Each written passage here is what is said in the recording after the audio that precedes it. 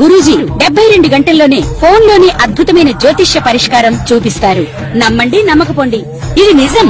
శ్మశాన కాళి రుద్ర చౌడీదేవి ఆరాధకులు నంబర్ 1 వశీకరణ స్పెషలిస్ట్. గురూజీ మనిషి పుట్టుక నుండి చనిపోయే వరకు వచ్చే అన్ని క్లిష్టమైన సమస్యలకు పరిష్కారం ఇక్కడ లభిస్తుంది. విద్య, ఉద్యోగం, వ్యవహారం, స్త్రీ ప్రేమ, పెళ్లి, సంతానం, స్త్రీ పురుష వశీకరణం, భూవశం, భార్యాభర్తల కలహాలు, కోర్టు సమస్యలు, విడాకుల సమస్యలు, చేతబడి, అప్పుల బాధ, ఇంకా మీకు ఎలాంటి సమస్యలు ఉన్నా 72 గంటల్లోనే శాశ్వత పరిష్కారం చేయబడింది. గురుభ్యో నమః.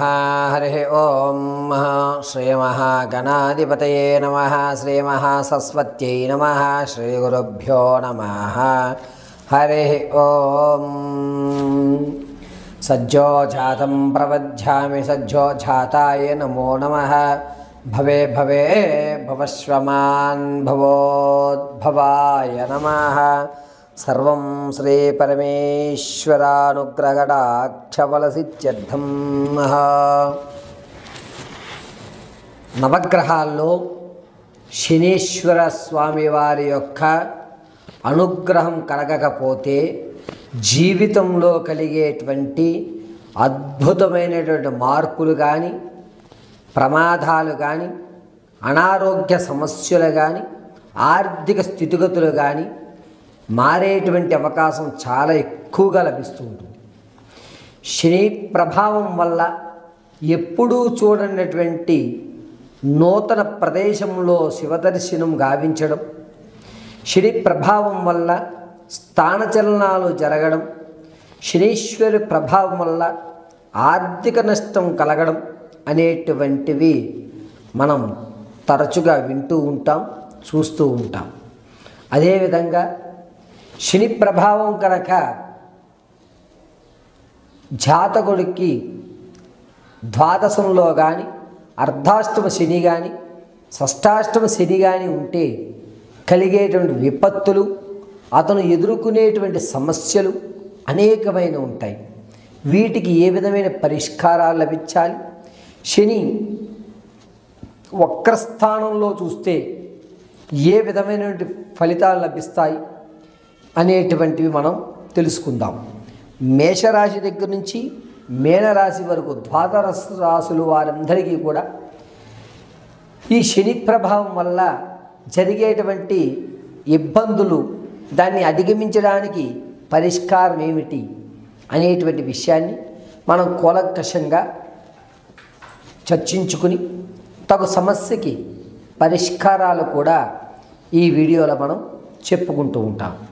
అంతేకాకుండా షష్టాష్టమంలో, ద్వాదశాష్టమంలో శని ప్రభావం ఈ అక్టోబర్ 10వ తారీఖు వరకు కూడా వక్రీభవించి చూస్తూ ఉండడం వల్ల అనేకమైనటువంటి ఇబ్బందులు ద్వాదశ రాశుల వారు అనుభవించవలసి వస్తుంది.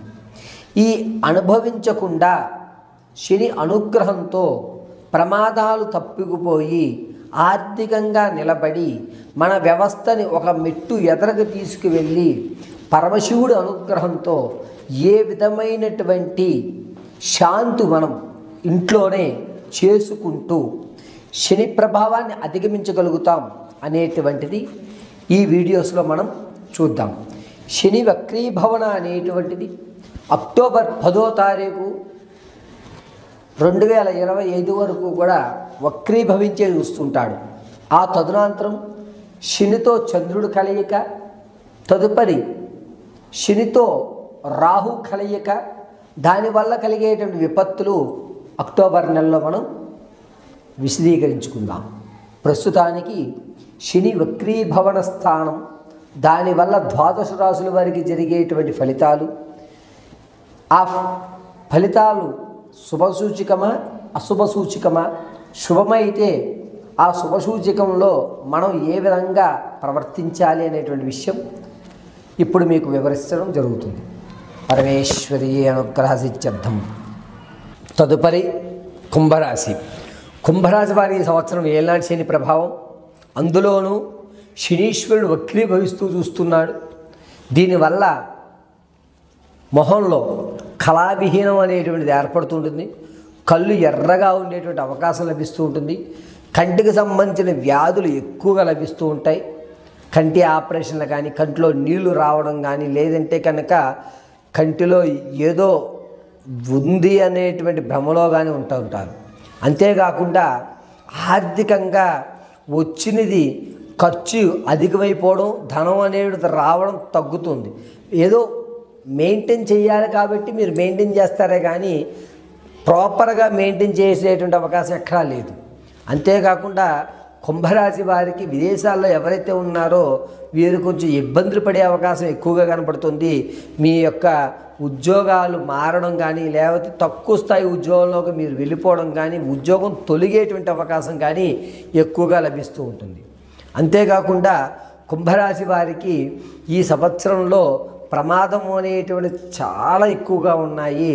కాబట్టి ప్రమాదాలు ఉన్నాయి కాబట్టి ప్రయాణాలు చేసేటప్పుడు కానీ, లేదా మీరే వాహనాలు నడుపుతున్నప్పుడు కానీ చాలా జాగ్రత్తగా ఉండాలి. ఈ స్కల్కి సంబంధించి ఇబ్బందులు జరగడం, లేదా వెన్నుపూసలో ఇబ్బందులు జరగడం అనేటువంటిది ఏర్పడుతుంటుంది.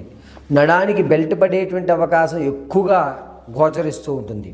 కుంభరాశి వారు స్థిరమైనటువంటి ఆస్తులు మీవేవైతే ఉన్నాయో అవి అలాగే ఉంటాయి. నూతన ఆస్తి ఏదైతే కొంటారో దాన్ని వెంటనే విక్రయించేసుకోవాల్సిన అవసరం ఉంటుంది. దేని మీద అంత ఇంట్రెస్ట్ అనేటువంటి చూపించలేకపోతూ ఉంటారు. అంతేకాకుండా కుంభరాశి వారికి ఈ సంవత్సరాంతము శని ఏలినాటి శని ప్రభావం, అందులోనూ ఇప్పుడు శని వక్రీభవిస్తూ రవి స్థానాన్ని నీచంలో చూస్తున్నాడు. దీనివల్ల మనసంతా ప్రశాంతంగా ఉంటుంది కానీ మైండ్లో ఆలోచనలు వినూత్నంగా తిరుగుతూ ఉంటాయి.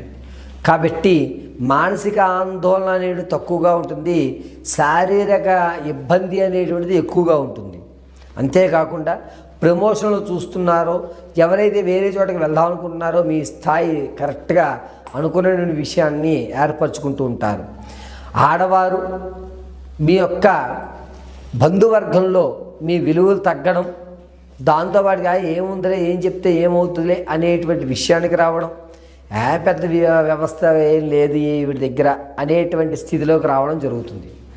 అంతేకాకుండా కుంభరాశిలో ఉన్నటువంటి ఆడవారు చాలా జాగ్రత్తగా ఉండాలి.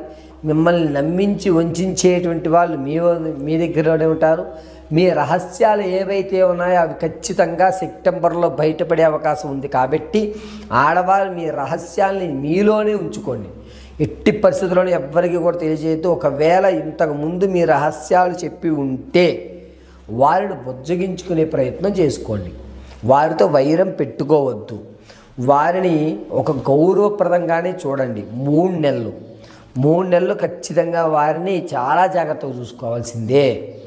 ఇక కుంభరాశిలో ఉన్నటువంటిది శని ఏలినాటి శని ప్రభావం, శని వక్రీభవిస్తూ గురువును చూస్తూ ఉండడం వల్ల మీరు అనుకున్నటువంటి స్థాయి దగ్గరగా వచ్చి ఎక్కుదామనే టైంకి వేరే వాళ్ళు కూర్చోవడం అనేది జరుగుతూ ఉంటుంది. అంటే ప్రమోషన్ వచ్చేస్తోంది అని కూడా ప్రమోషన్ లిస్టులో మీ పేరు ఉన్న చివరి నిమిషంలో వేరే వాళ్ళ పేరు ఖరారవుతూ ఉంటుంది. ఇలా మీ యొక్క కుర్చీని వేరే వాళ్ళు ఆక్రమించుకోవడం అనేది ఎక్కువగా జరిగి మీరు ఇబ్బంది పడుతూ ఉంటారు. అంతేకాకుండా ఈ విద్యార్థులు ఎవరైతే ఉన్నారో మీ యొక్క స్థితిగతులు మారతాయి. అనుకున్నట్టుగా అనుకున్న సీట్లలో విద్యావంతులు అవ్వడం, ఆ పరీక్షలు మీరు అనుకున్నటువంటి ఉత్తీర్ణతలు రావడం, ఆనందంగా ఉండడం అనేటువంటిది విద్యార్థులకి జరుగుతూ ఉంటుంది.